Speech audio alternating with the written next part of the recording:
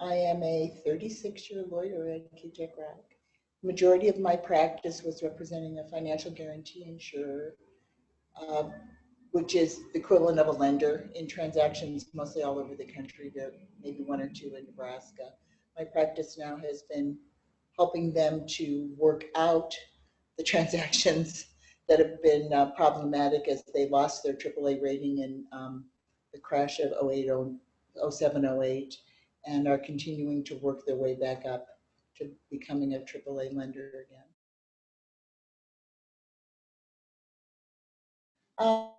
I'm grown, as you know. I think we have more offices, more people, more practice areas. Actually, a little more local practice in Omaha than we had when I started. Probably percentage-wise, but even when I started, we had women partners, which in those days was very unusual. I don't know if the percentage has increased. My guess is for associates, certainly, percentage for women partners based on the fact our numbers have gone up. But Bob Kutak was an early pusher of women in the practice. And there's an article that I think they went back and they were looking for the 50th anniversary to find women about women partners in the late 70s, which is one of the reasons some of us came here right out of law school. My class had 35% women 36 years ago, so that's a lot. I think now it's over 50. But if you think about that many that long ago, I don't know that it was that different than it is now, frankly. Women got jobs sooner than the men in our class, interestingly enough, when we were graduating. A lot of the women in my class were women who were choosing it as a second career, coming back maybe after most of them being teachers or nurses, maybe in their late 20s and deciding to go to law school. The practice, it would not have been infrequent to be the only woman in the room at a table. During transactional work in those days, you actually went to a meeting, so we traveled a lot. To be the only woman in the room in the mid-'80s would be the norm, and now I'm sure it would be the exception. A big law firm is so different from a small law firm. I don't know that you can equate the experiences exactly. I think there are certainly opportunities for women here early in the practice. I think we're in a conservative state and progress is slower than we would like, but I do think that the opportunities for women are here. Never, which is good and bad. I think it's wonderful. You don't have to get on an airplane and make yourself crazy with traveling. On the other hand, you probably don't develop the relationships you developed with people all over the country. You can develop them on the phone, but I'm not of the generation that develops them by email, but it does make life a lot simpler. It also makes life simpler to go to your kids' soccer games when you've got a phone that you can do the work when you're sitting in the stands. On the other hand, your day doesn't end at 7 o'clock when FedEx leaves like it used to for us.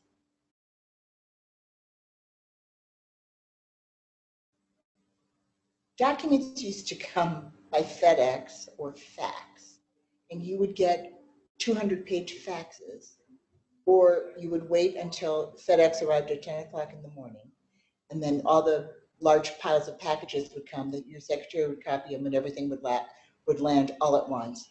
And then people would expect that you would read them immediately. Now they come all hours of the day, but people still expect you to be able to read at a faster pace just because you perceive them.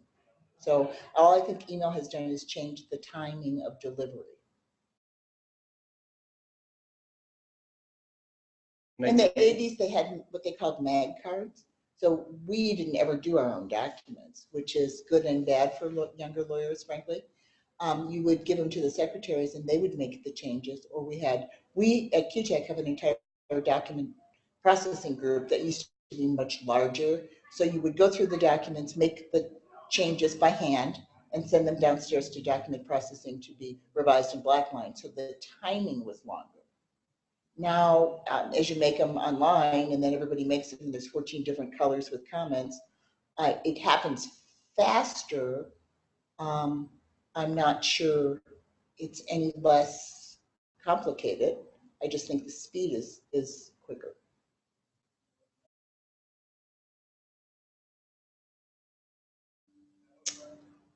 Picking battles, probably. Deciding what ditch you want to die in on what issue.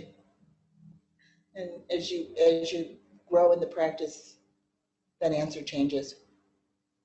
You know, I was gonna, when I was in the law school, you fight for everything and everything's important and everything is, and I think as you change, as you get older, you make different decisions about what you're willing to invest time, energy, and reputation in.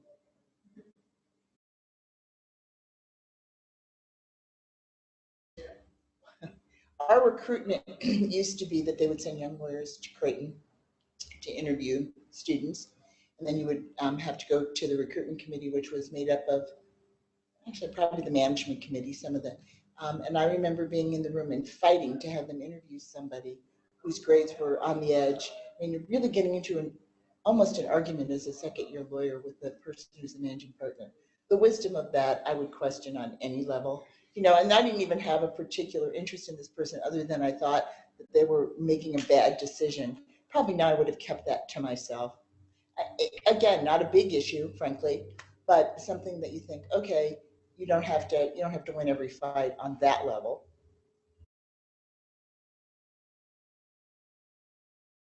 It's interesting as you look at it now, it probably happened all of a sudden on one hand, and on the other hand, you were in the middle of it, so you weren't noticing it as much. I think for us, the client that I did most of the work for is one that the firm had helped to create and had a 30-year relationship with. And all of a sudden, people that you had worked with were seriously losing their jobs in one day. They were shutting, people were walking out with boxes. You know, your life is over, here's your stuff. So that sort of personal devastation was hard to deal with, in addition to trying to figure out the things that you would have laughingly said, well, if this ever happens, we're going to have way bigger problems. And all of a sudden, losing a AAA rating happened. And so we did have way bigger problems. And no one knew the answers. If you've seen The Big Short or read anything, no one knew what was going to happen. And while it was on a personal level, in a finance law firm, what happens, there was so much personal devastation going on that colored everything, I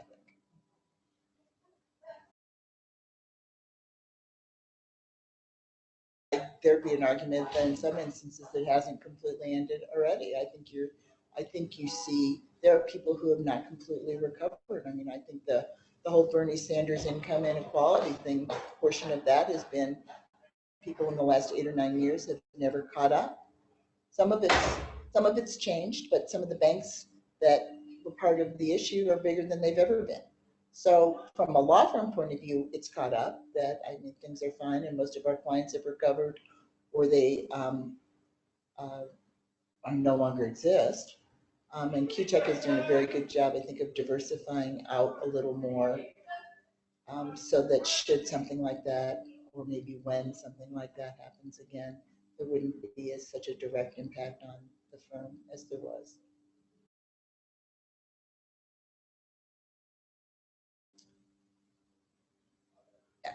I just think of a professional responsibility, and I think it's easy.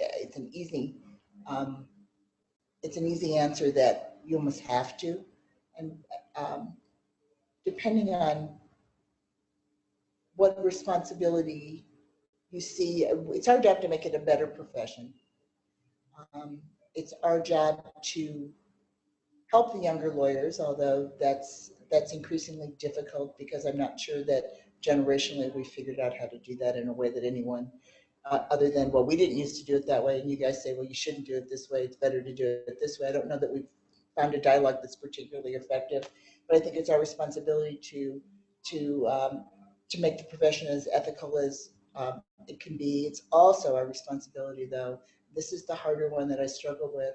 How do we help the people that don't have access to legal services? I mean, I do a little bit with the self-help desk across the street, but we've not solved that problem.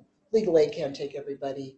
We don't, you know, our goal should be and is mandatory pro bono. We've got to figure that one out. That seems to me to be what I think the bar's biggest responsibility should be right now.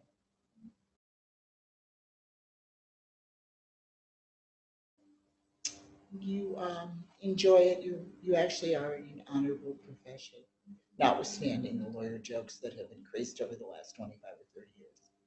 And just keep at it.